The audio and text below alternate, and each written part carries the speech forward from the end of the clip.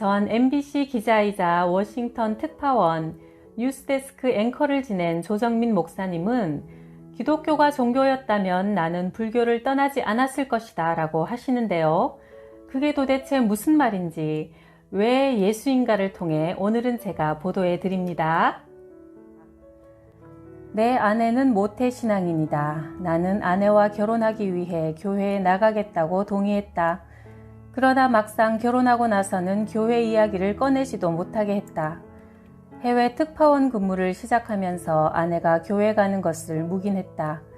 아내는 주일이면 교회로 가고 나는 편한 마음으로 주말 골프를 즐겼다. 서울로 돌아와서는 아내가 온누리교회 새벽 기도를 나가기 시작했다. 아내가 저혈압 체질이어서 새벽에 일어나지 못했는데 무엇 때문에 날마다 어김없이 교회를 가는지 궁금했고 또 정말 교회를 가는 것인지 아니면 다른 데 가는 건 아닌지 의심이 들기도 했다. 어느 날 아침 내 발로 교회를 찾아가는 사건이 일어났다. 교회 옆 골프 연습장에 갔더니 한 달에 한 번 쉬는 정기 휴일이었다.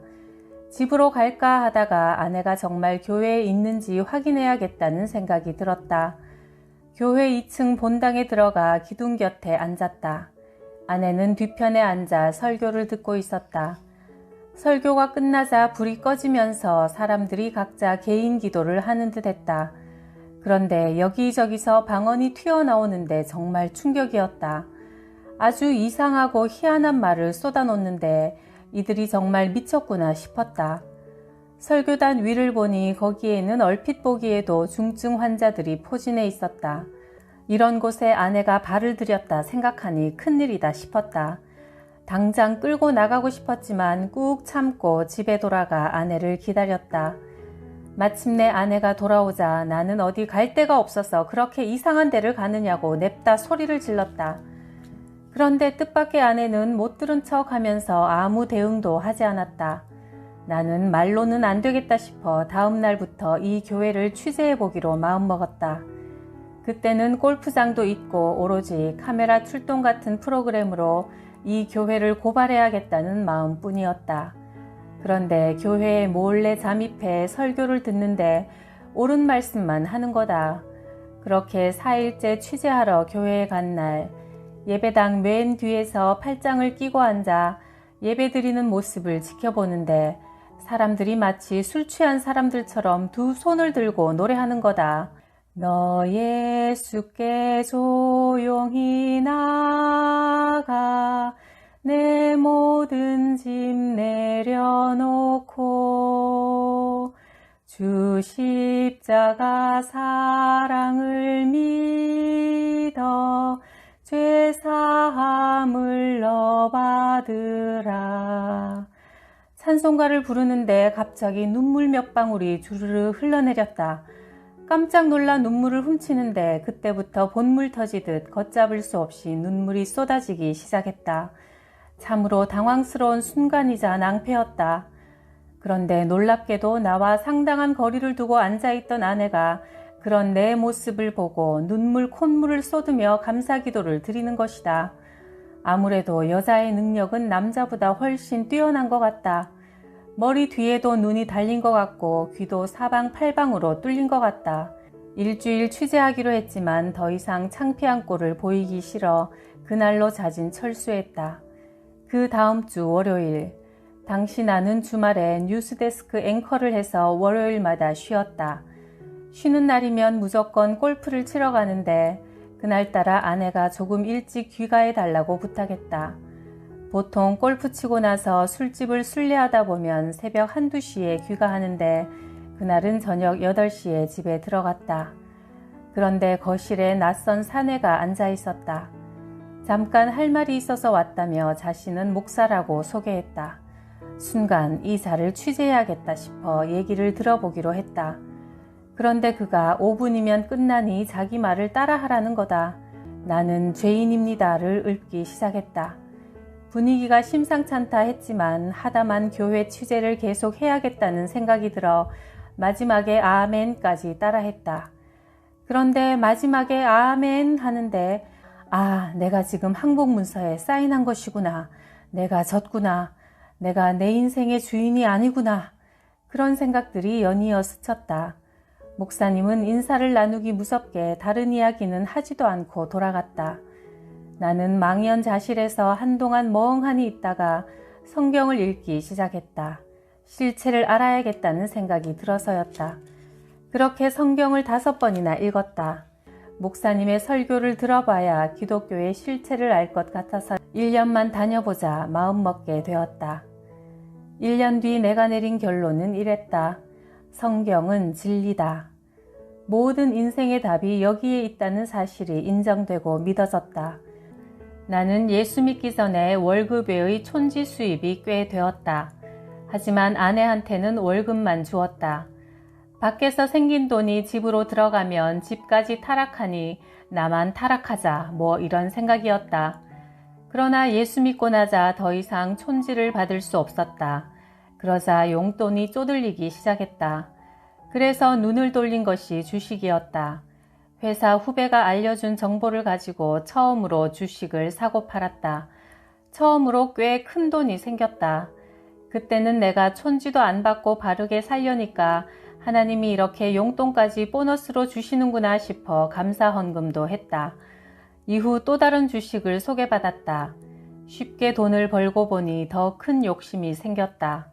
하나님, 이번엔 올인하려고요. 돈이 생기면 반은 하나님께 드릴게요. 그 헌금으로 북한 선교하는 데 사용하세요. 그래서 내가 가진 돈은 물론 장모님의 돈도 가져오고 여기저기서 돈을 끌어와 주식을 샀다.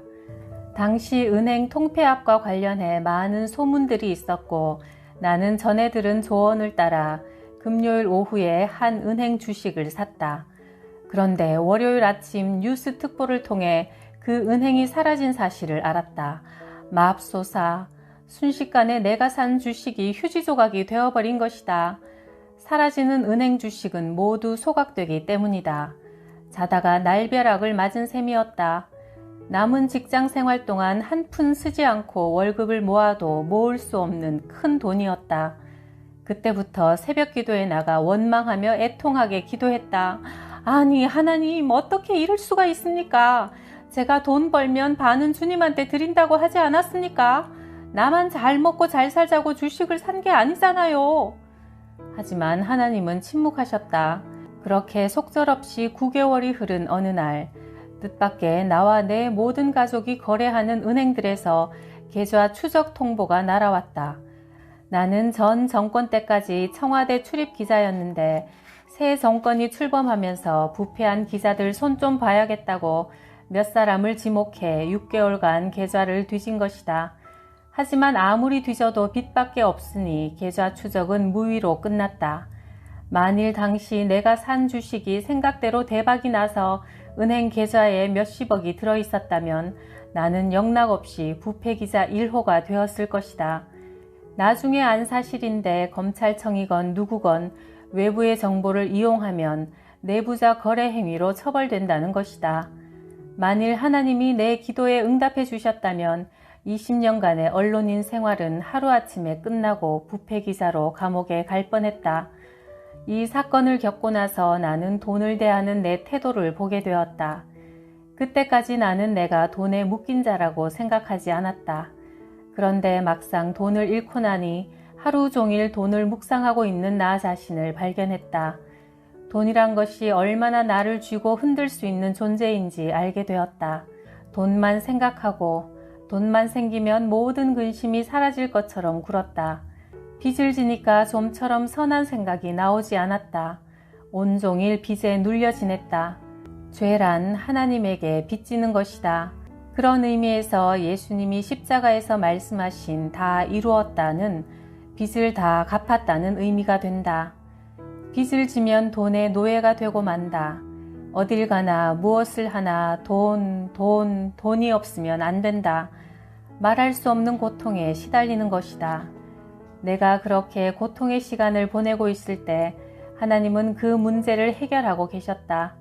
나는 그 당시에는 꿈에도 몰랐고 나중에야 알았다.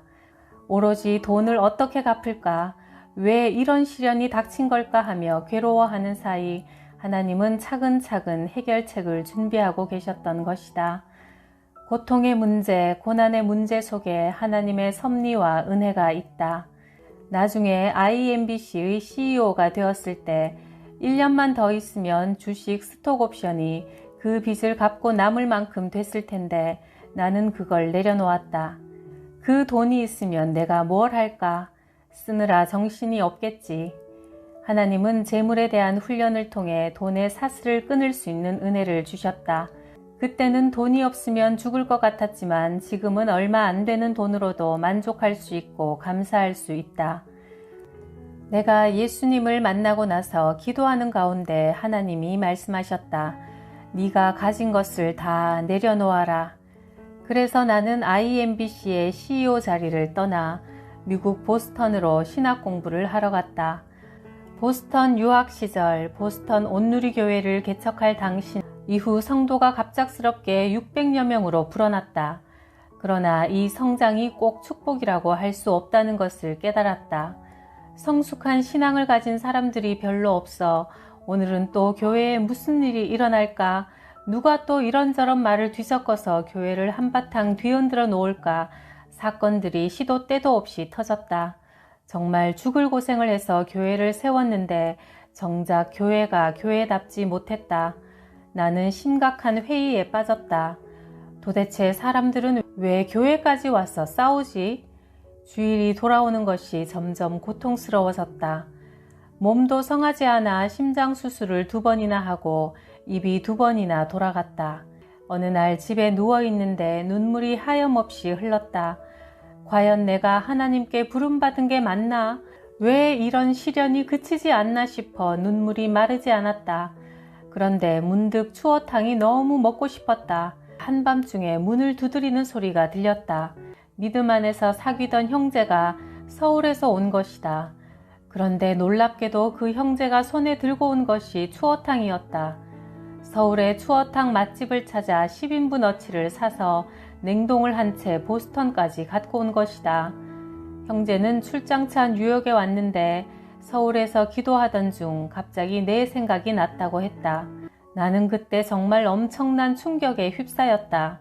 단지 내게 추어탕을 전해주고 싶다는 마음 하나로 뉴욕에서 보스턴까지 왕복 10시간 가까운 장시간의 운전을 해서 그것도 눈보라를 뚫고 전달하고 간 것이다. 이것이 은혜다. 아내와 나는 그 밤에 너무 감사하고 감동해서 통곡하며 울었다. 어느 날 한 후배가 찾아와서 나는 아직 젊으니까 한 70세쯤 되어 교회에 나갈 거예요 했다. 그래서 나는 그에게 2가지를 말해주었다. 첫째, 네가 70세까지 산다는 보장이 없다. 나도 예수님을 만나기 전에는 유명 인사들과 같이 룸사롱을 출입하며 마치 성공한 인생인 것처럼 착각했다. 그러나 룸살롱을 벗어나서 보니 그곳이 얼마나 냄새나고 지저분한 곳인지 알게 되었다. 우리가 죽을 때 가지고 갈 수 없는 것들에 만족하지 마라. 크리스천은 오늘 밤 죽을 수 있다는 마음으로 하루하루를 사는 사람들이다. 오늘이라도 생명의 주인이 도로 거두어 가실 수 있음을 알기 때문이다. 더 좋은 것, 진짜를 만나고 알게 되면 가짜에 목숨 걸지 않게 된다. 나는 어렸을 때부터 항상 자유를 갈망했다. 대학을 졸업하고 직장을 구할 때도 내 기준은 과연 이 직장이 얼마나 자유로울 것인가 였다. 1978년 MBC에 입사하게 되었고 이후 25년간 언론인으로 살았다. 그런데 방송국은 내 기대만큼 자유롭지 않았다. 방송국에서 일할 때 가장 쓴맛을 본 사건이 있다. 어느 유명한 아파트가 부실 공사를 해서 목욕탕이 무너져 목욕하던 주민이 크게 다쳤다. 취재하러 아파트 현장에 가서 옥상에서 내려다보니 베란다가 들쭉날쭉한 것이 한눈에도 난림공사임을 알 수 있었다. 현장에는 관리소장이 나와 있었는데 나를 사무실로 끌고 가 기사를 쓰지 말라고 협박조로 윽박지르며 거액이 든 돈봉투를 내밀었다. 당시 얼마 되지 않는 내 월급에 비하면 어마어마한 돈이었다. 나는 당신같이 돈으로 모든 문제를 해결하는 사람을 그냥 두지 않으려고 기자가 된 사람입니다. 이 기회에 당신이 돈으로 안 되는 일도 있다는 걸 분명히 알 수 있었으면 좋겠습니다. 이렇게 큰 소리치고 기사를 썼는데 그 기사는 결국 방송되지 않았다. 그 현금 봉투는 내 윗선의 간부에게 전달된 것이다. 이후로도 열심히 취재해서 원고를 작성했으나 끝내 방송되지 않은 일이 속을 뒤집어 놓았다. 어릴 때부터 자유를 갈망하다 선택한 언론사 일은 기대만큼 자유롭지 못했다. 권력으로부터도 자유롭지 않았고 돈으로부터도 자유롭지 않았으며 선후배라는 학연과 지연으로부터도 자유롭지 않았다. 하루도 빠짐없이 술자리를 전전하는 술 중독에 이르렀고 일주일 내내 골프 생각에 젖어 사는 골프 중독이 되었고 돈 몇 푼 따는 맛에 시간 날 때마다 화투나 카드를 잡다가 노름 중독에 빠졌다. 매일 전하는 뉴스는 들으면 들을수록 스트레스가 되었다. 술자리조차 살기 위해 가야 하는 전장이었다. 일단 잔이 돌아가면 무조건 마셔야 했고 남녀를 가리지 않았다. 그러던 내가 예수님을 만났을 때 가장 먼저 내 마음을 친 단어가 바로 자유였다. 진리를 알지니 진리가 너희를 자유롭게 하리라. 요한복음 8장 32절. 내가 너희에게 한 말이 진리이고 그 진리는 너희를 자유하게 할 것이라는 말씀이다. 이 말씀을 읽고 내 가슴이 얼마나 뛰었는지 모른다. 예수님의 말씀을 가슴에 담고 그 진리대로 살면 자유하게 된다는 것이다. 진리인 말씀을 따라가 보면 우리 존재의 뿌리이고 생명의 근원이신 궁극적인 시작점, 창조주 하나님에게 이르게 된다. 최근에 어떤 사람이 나를 급히 만나고 싶다고 해서 시간을 쪼개어 만났다. 그는 돈도 가졌고 인기도 있었고 힘도 있었다. 그런데 불안하다고 했다. 나는 그에게 모든 소유를 다 팔아 가난한 사람에게 나눠주고 교회에 오라고 말해주고 싶었다. 오늘 밤 하나님이 여러분을 데려가신다면 여러분은 지금 당장 무엇을 하겠는가? 가장 중요한 일을 해야 하지 않겠는가?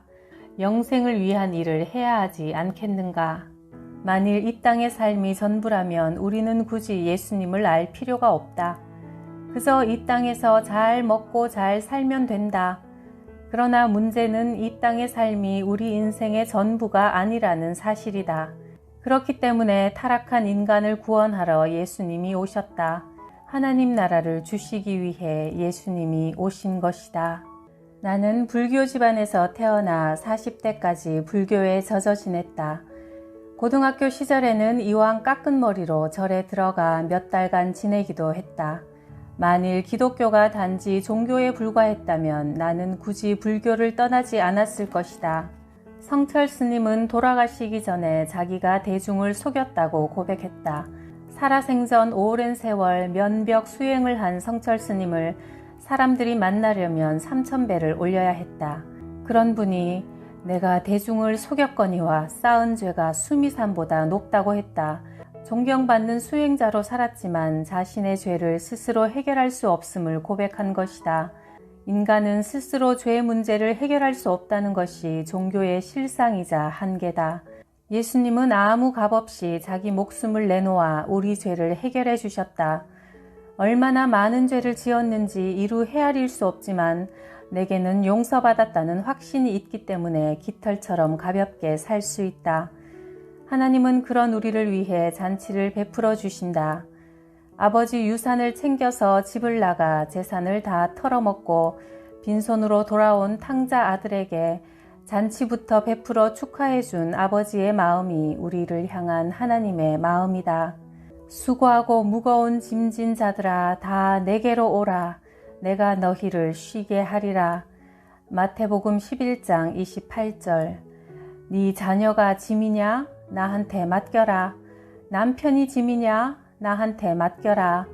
네 자신도 못 바꾸면서 누구를 바꾸겠다는 거냐? 예수님께 다 맡기고 가벼워지고 홀가분해지라고 말씀하신다.